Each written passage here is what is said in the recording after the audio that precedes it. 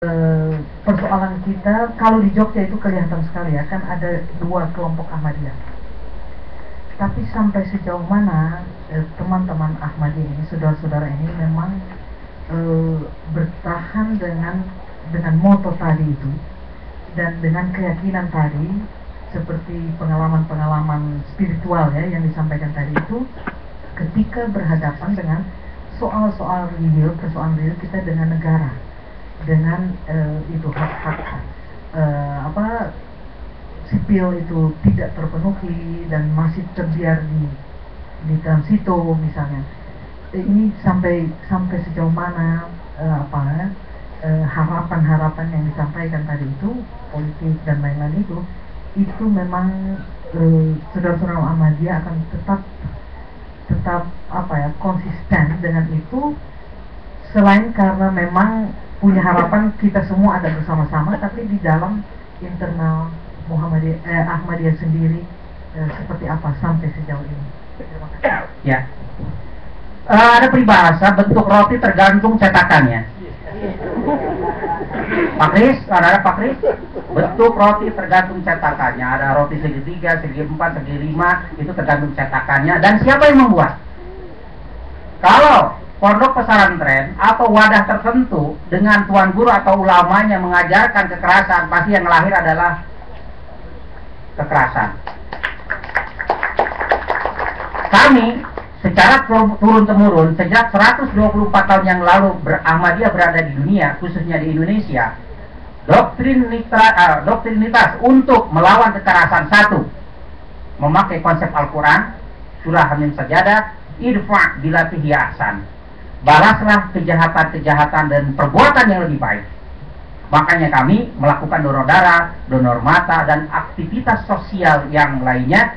Yang kedua, prinsip atau konsep atau perilaku Nabi Muhammad kami lakukan. Ketika di Taif beliau dilempari berdarah-darah, malaikat Jibril menawarkan untuk menghancurkan kaum ini, akan menghintipkan bukit, tapi Nabi Muhammad SAW berdoa, Allahumma hadi qaumi fa innahum la ya'lamun. Ya Allah, beri petunjuk kepada kaumku, sesungguhnya mereka tidak mengetahui. Itu yang kedua. Yang ketiga adalah kami memakai konsep atau doktrin dari pendiri Ahmadiyah itu sendiri, Hajrat Jagolan Ahmad, Galiong Sungkar Lobong doa. Balaslah kemungkaran-kemungkaran orang dengan doa.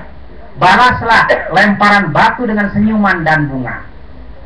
Yang keempat adalah memakai moto Love for all, hatred for none, cinta untuk semua orang, tidak ada kebencian bagi siapapun.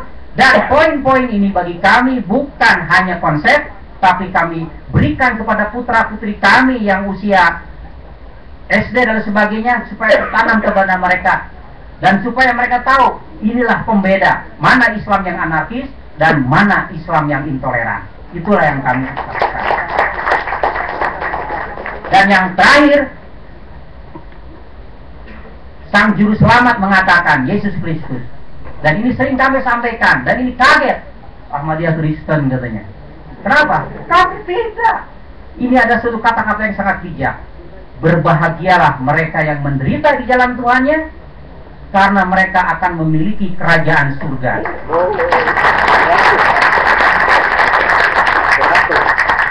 Maka mengungsi, Gunung Merapi mengungsi, Sinabung mengungsi, tsunami mengungsi dan sebagainya. Kami pun mengungsi.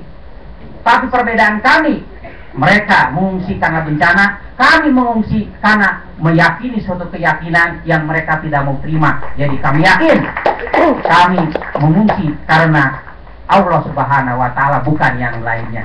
Makanya Bapak untuk bahasa psikologi di sana, karena kami membuat trauma center juga, trauma center yang diketuai oleh seorang mubalik lokal, bahwa kita ubah asrama transito ini menjadi emperan surga.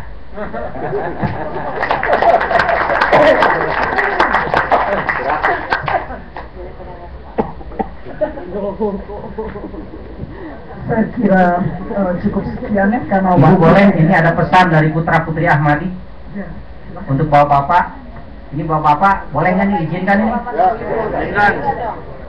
Soalnya kemarin Pak Kris diberi kesempatan untuk bersyair supaya jangan terjadi diskriminasi di sini, saya pun diberikan peluang.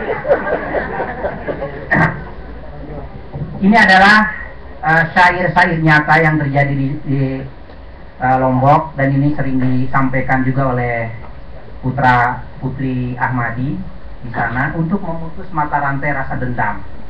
Jadi pelajaran-pelajaran mereka berupa syair dan lain sebagainya. Saya akan senandung syair, Bu. Boleh, Bu, ya? Nah.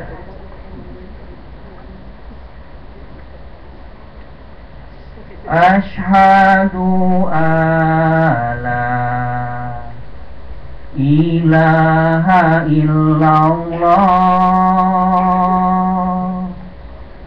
wahdahu la syarikalah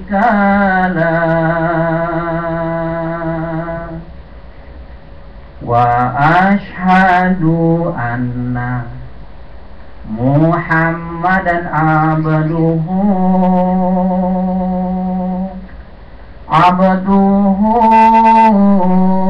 wa rasuluhu.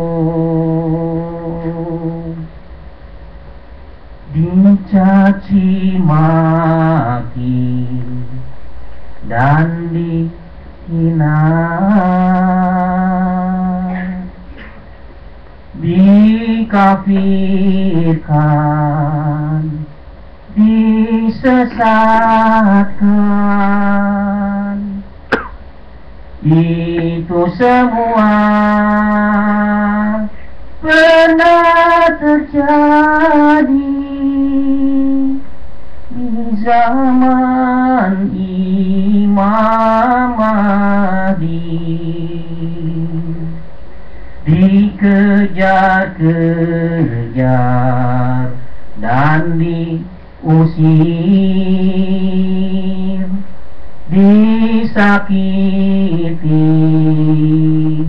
disyahidkan, itu semua pernah terjadi di zaman Nabi Muhammad. Ingatlah selalu pesan Nabi Muhammad dan nasihat dari Hazrat Ahmad. Kesulitan yang membuat Allah suka lebih baik daripada kesenangan yang membuat Allah murka. Tersenyumlah, menangislah, hanya untuk Allah. Balaslah kejahatan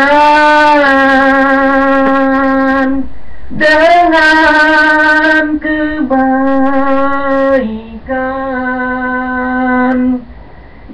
Itulah pesan Quran dan akhlak Nabi Muhammad, dan akhlak Nabi Muhammad. La farag hatred for none, itu motto kita.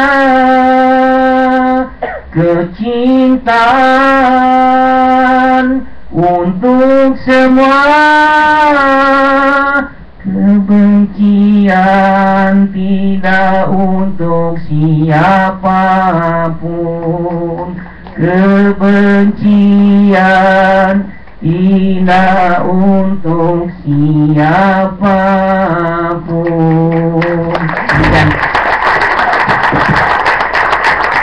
Terima kasih Pak Masudin. Kalau pada awal sidang dengar kesaksian pagi hari ini tidak ada kata-kata yang bisa menjelaskan bagaimana perasaan kami, maka akhir dari dengar kesaksian ini pun saya harus mengatakan tidak ada kata-kata yang tepat untuk menyatakan perasaan kami. Hanya satu, kami malu dan salah sebagai manusia. Bapak-bapak dan ibu-ibu sekalian, telah selesai semua kesaksian.